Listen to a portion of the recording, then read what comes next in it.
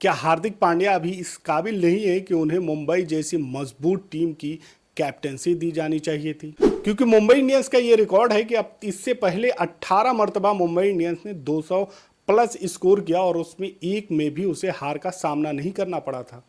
Punjab Kings वो पहली ऐसी टीम है जिसने इस रिकॉर्ड को तोड़ा है कि मुंबई इंडियंस ने 200 से ज्यादा स्कोर किया हो और उसके बाद वो हार गई हो।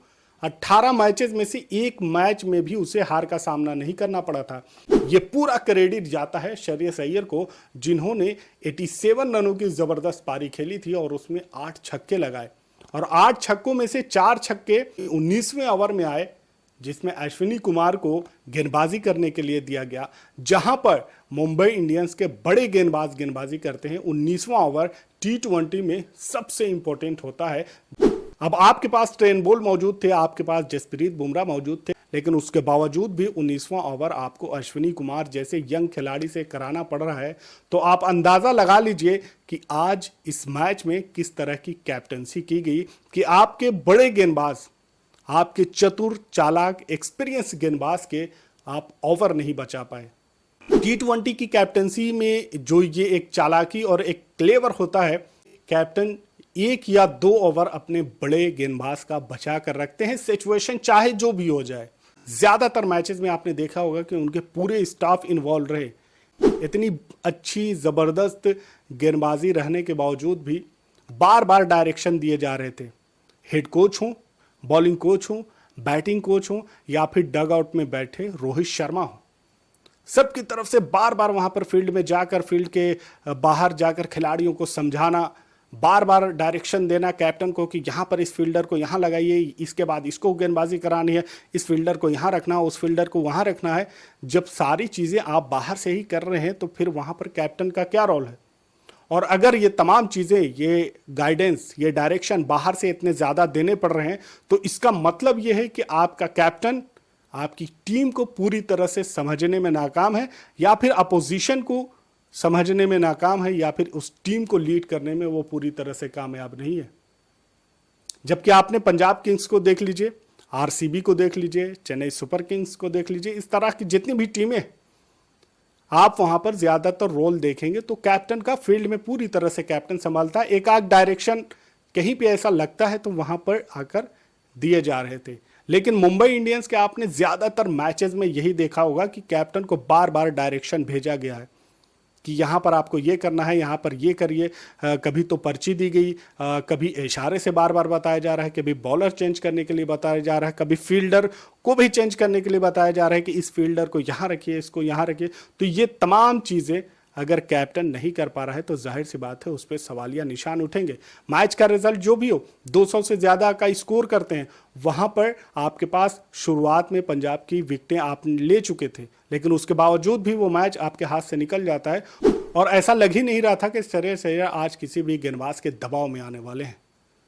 लेकिन कोई भी बल्लेबाज कितना भी खतरनाक हो, वो दबाव में आता है और उसके लिए आपको पूरी तरह से एक कड़ी बुननी होती है। जैसे रोहित शर्मा को पंजाब किंग्स ने बहुत ही चालाकी के साथ और पूरी तरह से वो जो जाल बिछाया और उसमें वो कामयाब भी रहे। वहां पर कमेंटेटर भी ये कह रहे थे कि स्टॉइनिस को यहां पर गेंदबाजी कराना बहुत बड़ी भूल है, बहुत गलत फैसला है, यहां पर स्टॉइनिस को गेंदबाजी नहीं देनी चाहिए थी। लेकिन श्रेयस अय्यर ने बहुत ही चालाकी से बहुत ही अच्छा मूव किया वहां पर और वो सक्सेसफुल रहा। बाउंड्री जरूर लगी, लेकिन उसके बाद रोहित शर्मा जैसा बड़ा विकेट निकालने में कामयाब रहे।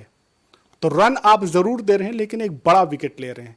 यही कुछ अगर वहां पर हार्दिक पांड्या करने में कामयाब हो जाते, सैंटनर का इस्तेमाल कर लेते या कुछ और स्पिनर का इस्तेमाल कर लेते, तो आपके पास ओवर बच सकते। लास्ट में आपके एक्सपीरियंस गेंदबाज उसको डिफेंड करने में कामयाब होते हैं, क्योंकि लास्ट के 19वें और 20वें ओवर में प्रेशर काफी ज्यादा होता है।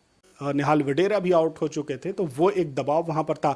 शशांक भी आउट हो चुके थे रन आउट, वो भी दबाव था श्रेयस अय्यर पर, तो वहां पर वो गलती कर सकते थे। लेकिन अश्विनी कुमार जैसे यंग गेंदबाज को उन्होंने जबरदस्त तरीके से लिया और एक उसी ओवर में गेम पूरी तरह से फिनिश कर दिया।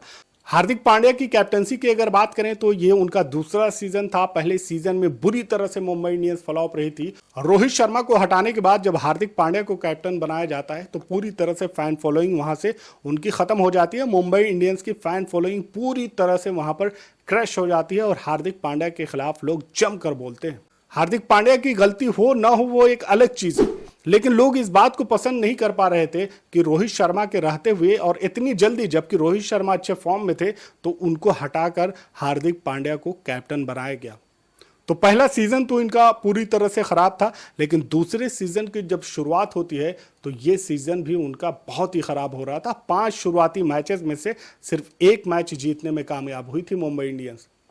लेकिन उसके बाद जब छठा मैच खेलती है और उस मैच में भी ऐसा लग रहा था कि अब ये match Mumbai Indians Delhi Capitals के खिलाफ हारने वाली है, लेकिन एन मोमेंट पर रोहित शर्मा का एक डिसीजन, रोहित शर्मा की एक चालाकी और रोहित शर्मा की एक स्ट्रेटेजी की वजह से वहां पर पूरी तरह से मैच का पासा पलट जाता है। रोहित शर्मा का वो डिसीजन उस वक्त काफी वायरल हुआ था जब उन्होंने डग आउट में रहते हुए इशारा किया, बताया, मैसेज भेजा फील्ड में कि यहां पर किस गेंदबाज को कराया जाए। स्पिनर को कंटिन्यू करने के लिए उन्होंने कहा था और उसका रिजल्ट मिला।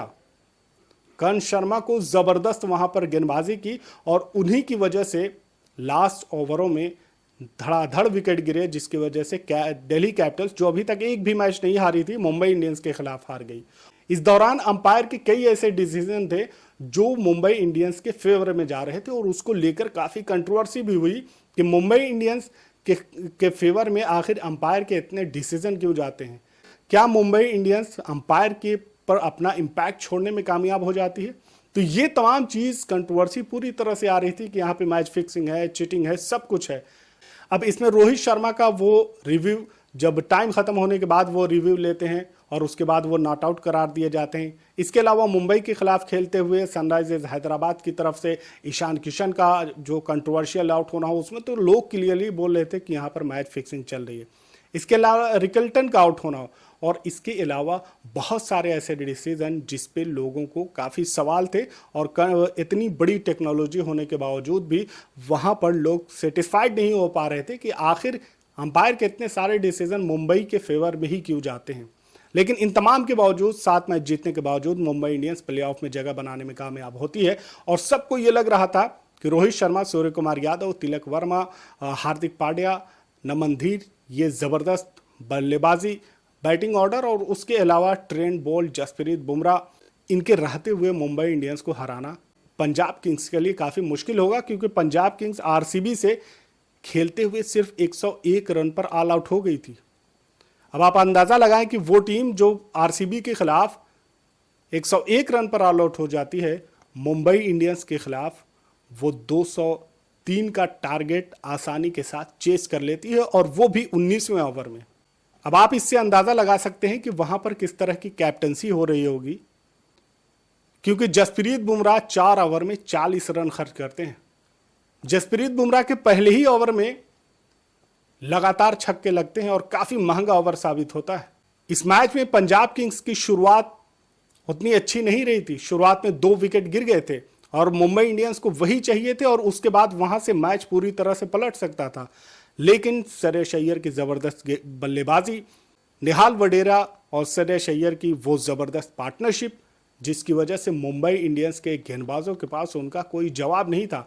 लेकिन यहां पर मुंबई के कैप्टन पर सवालिया निशान इस वजह से हैं कि 19वें ओवर और 20वें ओवर में ना तो आपके पास ट्रेंट बोल्ट होते हैं, ना ही जसप्रीत बुमराह होते हैं।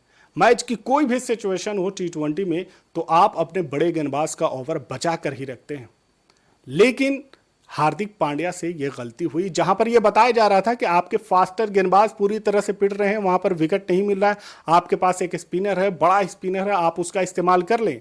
मिचेल सैंटनर ने सिर्फ 2 ओवर किए, 15 रन दिए, उनका 2 ओवर बचा हुआ था। अगर वो 2 ओवर वहां पर करा लिए जाते तो जसप्रीत बुमराह का और ट्रेंट बोल्ट का ओवर वहां पर बचाया जा सकता था। और जिस जगह पर जसप्रीत बुमराह को गेंदबाजी दी गई तो शायद ये हश्र ना होता, क्योंकि इतनी खराब गेंदबाजी जसप्रीत बुमराह ने आज तक नहीं की। इसकी वजह क्या है? क्या गेंदबाज को वहां पर फील्ड में कोई बेनिफिट नहीं था, पिच पे बेनिफिट नहीं था, या फिर पूरी तरह से जसप्रीत बुमराह गलत जगह पर गेंदबाजी कर रहे थे या कैप्टन ने उनका सही इस्तेमाल नहीं किया। यहाँ पर आपके फास्ट गेंदबाज पूरी तरह से नाकाम है, तो वहाँ पर स्पिनर का आप इस्तेमाल कर सकते हैं। दूसरी जो टीमें हैं, पंजाब किंग्स को ले लीजिए, आरसीबी को ले लीजिए, या फिर जो दूसरी टीमें हैं अपने स्पिनर्स की वजह से मजबूत पोजीशन में आती हैं और गेम को चेंज करने में उनके स्पिनर्स का बड़ा रोल होता है, और बीच के ओवरों में उन्होंने वो तमाम चीज़ें करके भी दिखाई हैं। पंजाब किंग्स में चहल ने भी ज़बरदस्त वहाँ पर विकेट निकाले थे, जिस विकेट की तलाश थी वो विकेट निकाला, जहाँ पर सूर्य कुमार यादव पूरी तरह से खतरनाक साबित हो रहे थे, तो उन्होंने भी वहाँ पर स्पिनर का इस्तेमाल किया। लेकिन हार्दिक पांड्या ने मिचेल सैंटनर का उस तरह इस्तेमाल नहीं किया।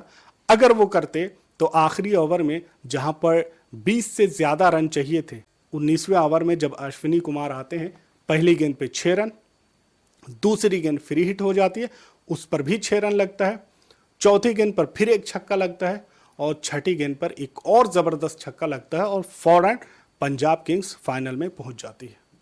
यानी कि ये रिकॉर्ड भी हार्दिक पांड्या के खाते में आ गया है कि मुंबई इंडियंस 200 से ज़्यादा बनाने के बावजूद भी हार गई, और वो भी हार्दिक पांड्या की कैप्टेंसी में। और यही वजह है कि वहाँ पर नीता अंबानी पूरी तरफ से अफसोस करती हुई नजर आ रही थी, और हार्दिक पांड्या हारने के बाद जिस तरह का उनके चेहरे पे वो प्रेशर था, वो अफसोस था, और वो तमाम चीज़ें थी, लेकिन अब तमाम चीज़ें आपके हाथ से निकल चुकी थी, आप मैच हार चुके थे, तो उस पर अफसोस करने से अब ज़्यादा कुछ नहीं हो सकता। क्योंकि ये मुंबई इंडियंस ही एक ऐसी टीम थी जो शुरुआत में ख़राब खेलने के बावजूद भी ऊपर पहुंची।